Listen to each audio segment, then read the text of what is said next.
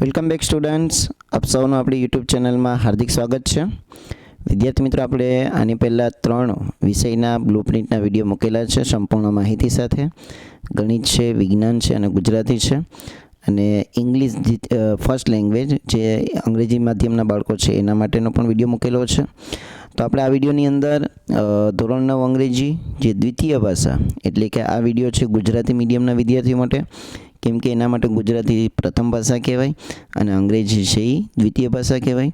તો આપણે આ વિડીયોમાં જોવાનું એ છે કે જે તમારી વાર્ષિક પરીક્ષા આવવાની છે, તો વાર્ષિક પરીક્ષામાં અંગ્રેજી વિષયનું પેપર કેવું આવશે, કેવા પ્રશ્ન પૂછાશે અને કેવા પ્રકારના પ્રશ્ન પૂછાશે, તો આની માહિતી આપણે આ વિડીયોમાં મેળવવાના છીએ. તો પ્લીઝ વિડીયોને અંત સુધી જોજો. વિડીયોને લાઇક અને શેર જરૂર કરજો. ચેનલ પર નવા હોય તો આપણી ચેનલને સબસ્ક્રાઈબ કરી બાજુના બેલ આઇકોનને પ્રેસ કરજો. તો આપણી વાર્ષિક પરીક્ષાનું પેપર હશે 3 કલાકનું. ભલે અહીંયા તમને 2 કલાક આપેલી છે ને અહીંયા આપણું 80 માર્ક્સનું પેપર હોય છે. પ્રિન્ટિંગ મિસ્ટેકમાં તમને 50 માર્ક્સ દેખાડેલા છે. તો આપણે આગળ જોવાનું એ છે કે કેવા પ્રકારના પ્રશ્નો. તો અહીંયા તમને 2 વસ્તુ આપેલી છે. પ્રશ્નના પ્રકાર પ્રમાણે ગુણભાર, કે કેવા પ્રશ્નો હશે, એની સંખ્યા કેટલી હશે અને કુલ ગુણ કેટલા હશે. એના પછી વિભાગ દીઠ ગુણભાર, જે તમારા 4 મુખ્ય વિભાગ હોય છે તો એ વિભાગ પ્રમાણે કેવા પ્રશ્નો અને કેટલા પ્રશ્નો અને એનો વેટેજ શું હશે. અને એના પછી તમને આખું જે પ્રશ્નપત્રનું માળખું છે, સેક્શન A, B, C અને D, તે અહીંયા તમે જુઓ. સેક્શન Aમાં ફરીવાર તમને 12 પ્રશ્નો તો કંઈક એવા હશે કે જે તમને ફકરો વાંચીને જવાબો લખવાના રહેશે વિભાગ Aમાં. એ રીતે set of words in your sentence મિનિંગફુલી, એટલે કે ટેક્સ્ટ બુકના આધારે 2 તમને ખાલી જગ્યા પૂછાશે શબ્દો અને એ તમારે લખવાના રહેશે સાચા. એના પછી સેક્શન B, તો સેક્શન Bના અંદર જો write who said to home the following sentence, એટલે કે કોણ કોને કહે છે એવા 3 માર્ક્સનું પૂછાશે. એના પછી ફિલ ઇન ધ બ્લેન્ક્સ 3 માર્ક્સની પૂછાશે.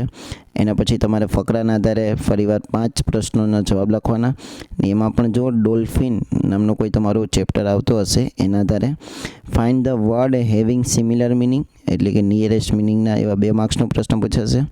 અને ફરીવાર એક ડાયલોગ આપેલો હશે અને ડાયલોગના આધારે તમારે પ્રશ્નોના જવાબ લખવાના રહેશે 4 માર્ક્સનો. તો આ રીતે તમારું સેક્શન A અને સેક્શન B પૂર્ણ થશે. સેક્શન C તમારો હશે, ફરીવાર જુઓ, read the data and answer the question, એટલે કે કોઈ પણ એક ડેટા આપેલો હશે અને એના આધારે તમારા પ્રશ્નોના જવાબ લખવાના ઇંગ્લિશમાં. એના પછી turn the following conversation into indirect speech, તો આ ડાયરેક્ટમાંથી ઇનડાયરેક્ટ સ્પીચમાં કન્વર્ઝન કરવાનું 4 marks. Change the text as shown, એટલે કે તમારે ટેક્સ્ટને બદલવાનો, ફકરાને બદલવાનો જે રીતે સૂચના આપેલી છે એ પ્રમાણે. અને correct the underline part and rewrite the correct sentence, એટલે કે તમને એક ફકરો આપેલો હશે, એમાં ઘણા શબ્દો જે અંડરલાઇન કરેલા હશે એને તમારે સુધારી અને ફરીવાર લખવાનો રહેશે ને એ હશે 4 માર્ક્સનો. એના પછી વાત કરીએ સેક્શન D, તો સેક્શન D તમારો ખાસ હોય છે ગ્રામર વિભાગનો.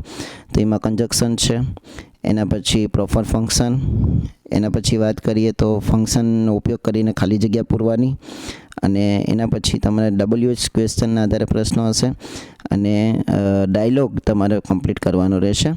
તો આ રીતે તમારો સેક્શન D હશે. અને સેક્શન E તમારે જે લેખન વિભાગ હશે, કે એક ઈમેલ રાઇટિંગ, એના પછી એક પેરેગ્રાફ રાઇટિંગ હશે 50 શબ્દોમાં, અને describe the picture in about 10 sentence, એટલે કે તમને એક ચિત્ર આપેલું હશે ને એ ચિત્ર વિશે તમારે 10 વાક્યો લખવાના રહેશે. તો આ રીતે હશે તમારું ઇંગ્લિશનું પેપર સેક્શન ABCDE.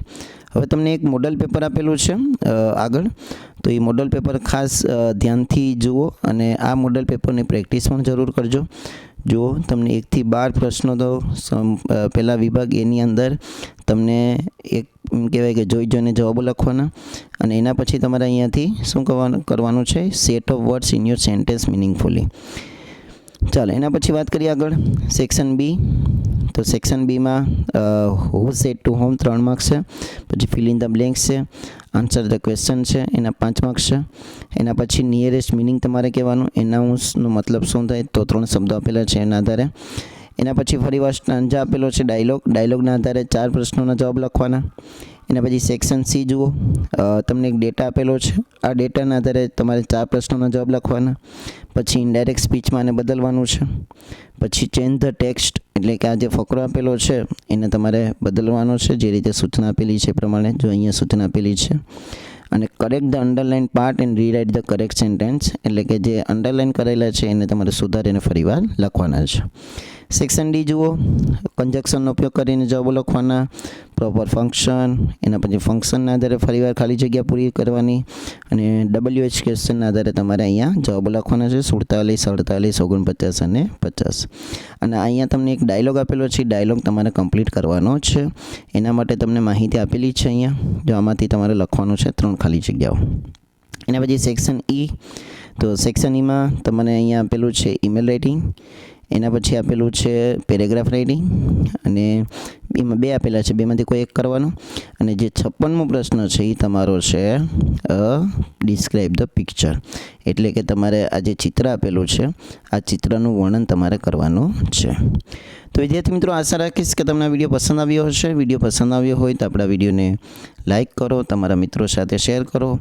ચેનલ પર નવા હોય તો આપણી ચેનલને સબસ્ક્રાઈબ કરી બાજુના બેલ આઇકોનને પ્રેસ કરો. Thank you very much.